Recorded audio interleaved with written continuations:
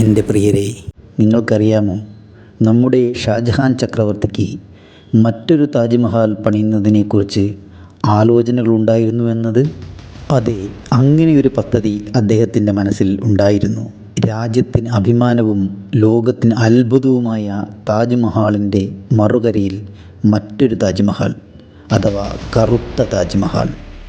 കറുത്ത താജ്മഹൽ എന്ന ആശയം ഫ്രഞ്ച് സഞ്ചാരിയായ ജീൻ ബാപ്റ്റിസ്റ്റ് ടാവർണിയുടെ രചനകളെ അടിസ്ഥാനമാക്കിയുള്ളതാണ്.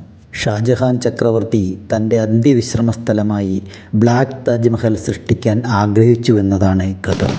1990കളിൽ ആഗ്രയിലെ മുക്താബാഗ് പൂന്തോട്ടത്തിൽ നടത്തിയ ഖനനത്തിൽ കറുത്ത മാർബിൾ കല്ലുകൾ കണ്ടെത്തിയതായി രേഖകൾ പറയുന്നു.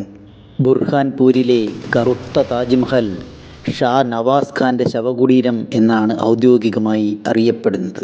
തൻ്റെ പ്രിയപത്നി മുംതാസിനായി യമുനയുടെ ഇക്കരെ വെളുത്ത താജ്മഹലും മറുകരയിൽ തൻ്റെ ഖബറടക്കത്തിനായി ഒരു കറുത്ത താജ്മഹലും, അതായിരുന്നു ഷാജഹാൻ ചക്രവർത്തിയുടെ സ്വപ്നം. രാജ്യത്ത് വലിയ നിർമ്മിതികൾ നടത്തുന്ന ചക്രവർത്തി എന്ന പേര് അദ്ദേഹത്തിന് എന്നും ഹരമായിരുന്നു.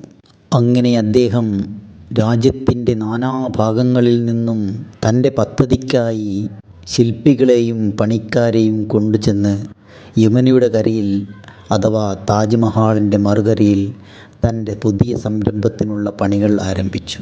എന്നാൽ കാര്യങ്ങൾ മാറിമറിഞ്ഞത് വളരെ പെട്ടെന്നായിരുന്നു. സ്വന്തം മകനായ ഔറംഗസീബ് അദ്ദേഹത്തെ ഭ്രാന്തൻ എന്ന് വിളിച്ച് തടവറയിൽ പാർപ്പിക്കുകയും ഭരണം പിടിച്ചെടുക്കുകയും ചെയ്തു.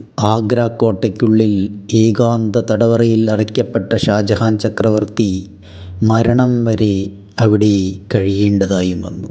അദ്ദേഹത്തെ പാർപ്പിച്ചിരുന്നത് താജ്മഹൽ കാണത്തക്ക വിധത്തിൽ ആയിരുന്നു. സ്വന്തം ഭരണത്തിൽ രാജ്യകാര്യങ്ങളിൽ ഒരു അവകാശവുമില്ലാതെ ഒറ്റപ്പെട്ട് ഷാജഹാൻ ചക്രവർത്തി കഴിയുകയും തൻ്റെ പാതിയാക്കപ്പെട്ട സ്വപ്നം നടക്കാനാവാതെ അദ്ദേഹം ആ തടവറയിൽ തന്നെ കിടന്ന് മരണപ്പെടുകയുമായിരുന്നു. ഭാരതത്തിന് മറ്റൊരു ലോകാത്ഭുതം സമ്മാനിക്കാൻ വേണ്ടിയിരുന്ന ഒരു അത്ഭുത സൃഷ്ടിയായിരുന്നു അതോടെ ഇല്ലാതായത്. ഇന്നും യമുനയുടെ കരയിൽ അതിൻ്റെ അവശിഷ്ടങ്ങൾ കാണാൻ സാധിക്കും. ഈ വീഡിയോ നിങ്ങൾക്ക് ഇഷ്ടമായി അല്ലേ എങ്കിൽ ഈ ചാനൽ ഒന്ന് സബ്സ്ക്രൈബ് ചെയ്തോളൂ. നന്ദി, നമസ്കാരം.